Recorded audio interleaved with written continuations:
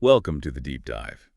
Today, we're really getting into a character whose entire life, it's just this perfect mirror of the highest highs and the most desperate lows of her people. We're talking about Lady Liadrin. Layden's story is all about survival, but survival that's really forged in trauma. We're going to trace her path from, a completely devoted priestess of the light in Quel'Thalas Right. to the matriarch of the Blood Knights, which is a role that's, let's just say it's morally complicated. And that's our whole mission today, really.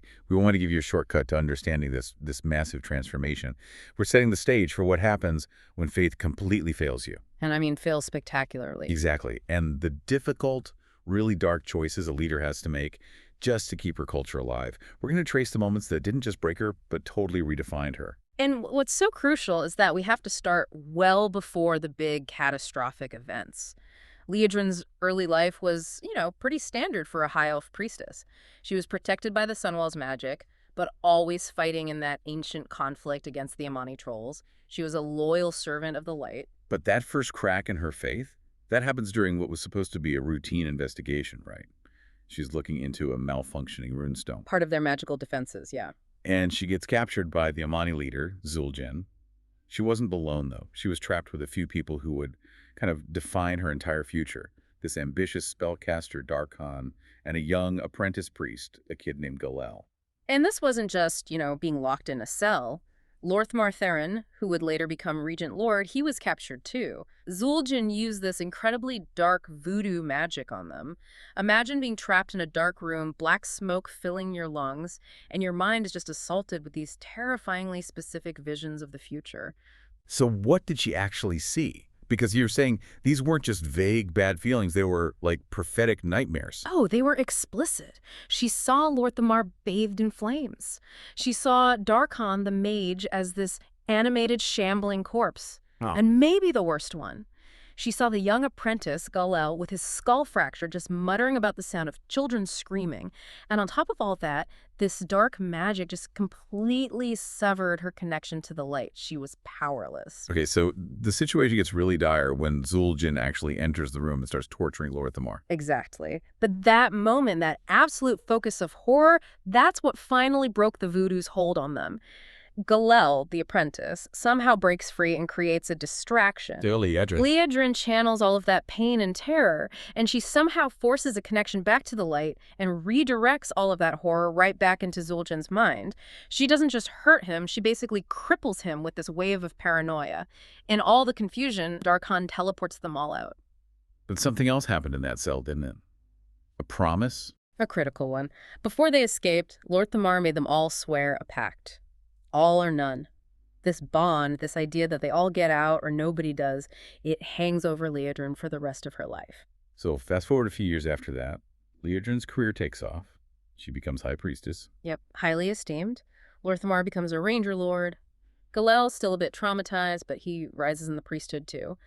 But Darkhan, he just stalls out. His bitterness just grows and grows because his personality just so abrasive and selfish, it keeps him from getting the status he thinks he deserves. And that bitterness is what leads to the Great Betrayal.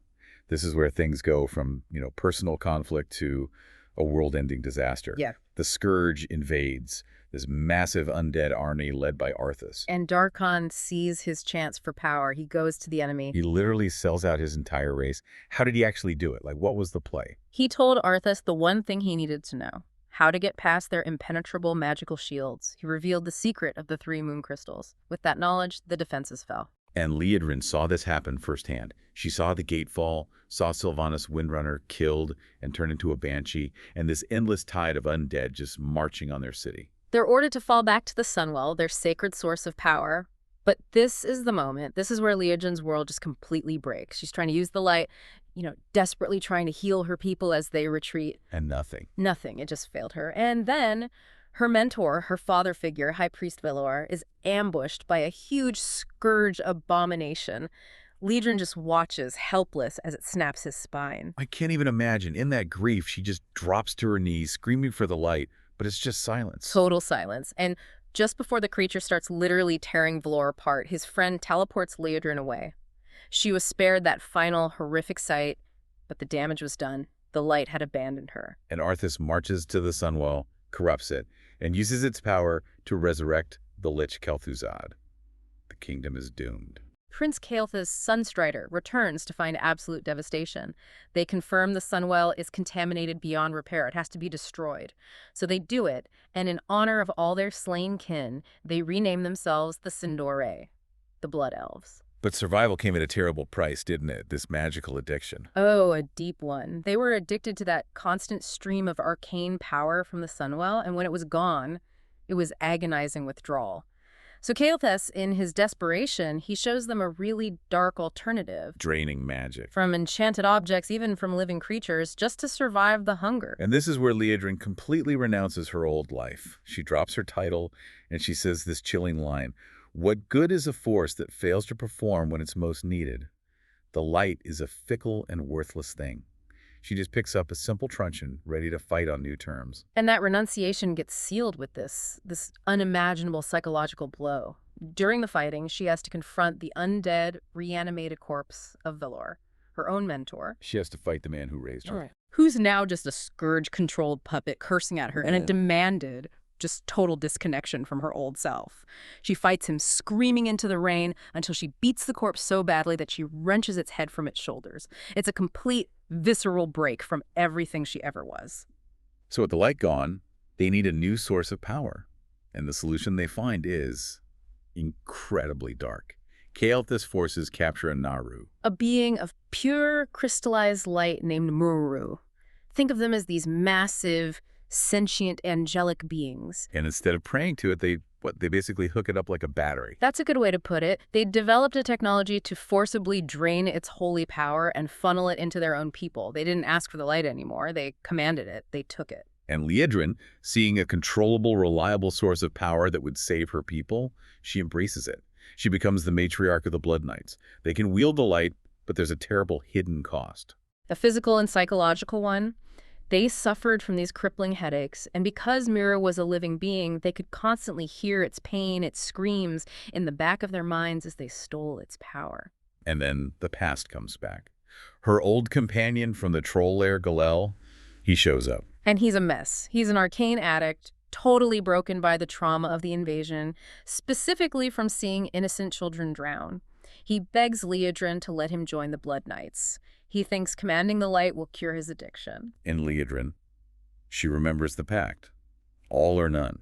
She feels bound to help him, even though she knows it's dangerous, so she lets him in, and of course it becomes a tragedy. Galel is already so fragile, and Muru's pain hits him way harder than anyone else. He starts hearing what she saw in that vision all those years ago. Exactly. Not just Muru's pain, but the sound of children screaming, hundreds of them. He just snaps. And Liadrin finds him back at the old troll lair. She tracks him there. He's completely manic, stuffing arcane crystals into his veins, convinced they should have all died back then. He lashes out at her, and she has no choice. She has to defend herself. She kills him with her own blade. And she holds him as he dies, repeating the old promise. All or none, Galel, all or none. The vision of the fractured skull is fulfilled by her own hand. That has to be a permanent scar. Absolutely. But right after that, the final vision comes true. lor'themar finally confronts the traitor, Darkon. The one who started it all. Darkon uses his magic and sets lor'themar on fire, just like in the vision. But the difference now is Liadrin's necessary darkness. A Blood Knight, using the power they stole from Muru, heals lor'themar just in time, allowing him to defeat Darkon. So all three terrible visions came true, but only because they compromised their original faith to do it. But they're still not safe. Prince Kael'thas, their own prince, commits the ultimate betrayal. He aligns with the demon kil'jaeden and steals Muru to power a Legion portal. This must have been the final straw for Liadrin. The absolute turning point. She realizes her loyalty was completely misplaced. She travels to Outland, speaks with another Naru, Adal, who explains that Muru's sacrifice was actually part of a greater cosmic prophecy. Liadrin renounces House Sunstrider forever. And she leads the assault on the Sunwell Plateau herself. She does. Muru, now totally drained of light, transforms into a being of void in Tropius, which they have to defeat. After they push kil'jaeden back, the prophet Velen appears, and he's holding Muru's heart, its core. And this is the miracle, the real redemption. Velen uses that core to reignite the Sunwell. And this time, it's restored to an uncorrupted source of both holy light and arcane hope for the Sin'dorei. It's not stolen power anymore, it's a pure new source. And what did Liadrin think of all this? What was her takeaway? She reflected on it very deeply. She said the new light showed her the terrible things she'd done, that her path had been amongst the darkest of them all. But the light didn't condemn her. It showed her she wasn't lost. She found the strength to survive and now work towards curing her people's addiction, but with a pure source. So her story is really defined by that whole journey. When we see her later, fighting gul'dan and other threats, she's redeemed, but she's also permanently scarred by all those necessary sins she committed. She's the perfect embodiment of perseverance. She did whatever she had to do to ensure the legacy of the Sin'dorei survived. The depth of her scars is really the proof that she endured. So what does this whole intense journey mean for you, the listener? Liadrin's path from, absolute devotion to cynical pragmatism and then to this reluctant redemption. It kind of forces you to ask a tough question. If survival means you have to compromise your deepest moral code, can you ever truly atone for those necessary sins? Or are you just defined by them forever? That's a powerful thought to carry with you. Sometimes the deepest scars are just the cost of leadership and the cost of survival. We'd really encourage you to explore more of the complex relationships there, especially between Liadrin and lor'themar, as those two scarred leaders continue to guide the Blood Elves into whatever comes next.